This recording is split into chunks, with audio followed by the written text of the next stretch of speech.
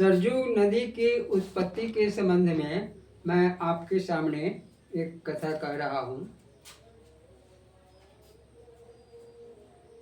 सुनिए, मैं आपको सुना रहा हूँ।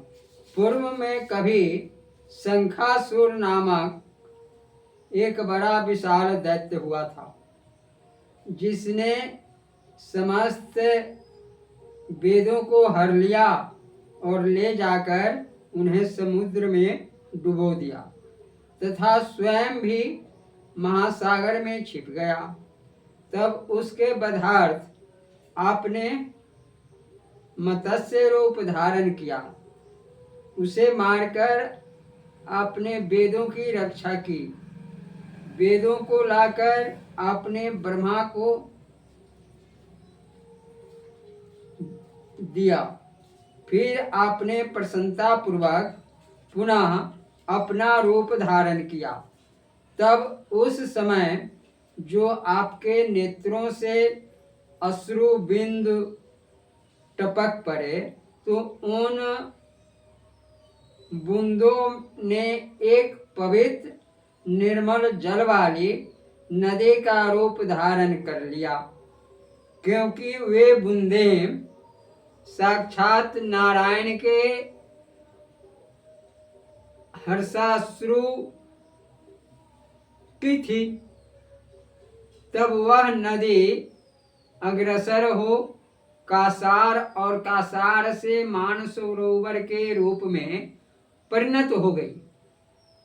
हे राम, उसी समय आपके पूर्वज महात्मा वैवस्वत मनु ने यज्ञ करने की इच्छा से अपने गुरु से कहा, यह अयोध्यापुरी अनादिकाल से स्थित है, फिर भी मैंने अपने निवास के लिए इसकी कुछ विशेष रचना करवाई है।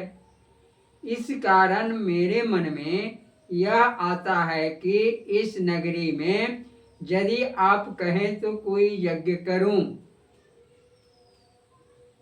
तब उनके गुरु वशिष्ठ जी ने कहा, देखो, न तो यहाँ कोई पवित्र तीर्थ ही है और न कोई महान नदी ही है। इसलिए यदि तुम्हारी इच्छा यही यज्ञ करने की है, तो हे निरपसत्तम, मान सरोवर से सुंदर तथा पाप नाशनी एक नदी को यहाँ ले आओ।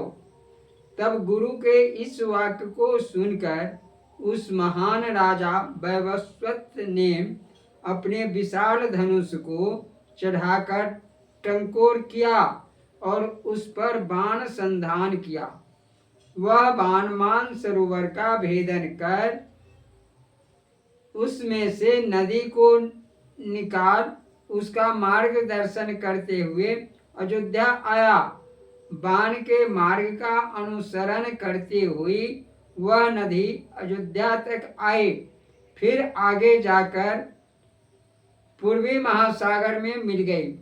तब सर के द्वारा लाई जाने से उसे लोग सरजू कहने लगे, अथवा मान सरोवर से निकलकर आने से इसका नाम सरयू पड़ा। कुछ और लोगों का यह भी कथन है। जय श्री सीते। यह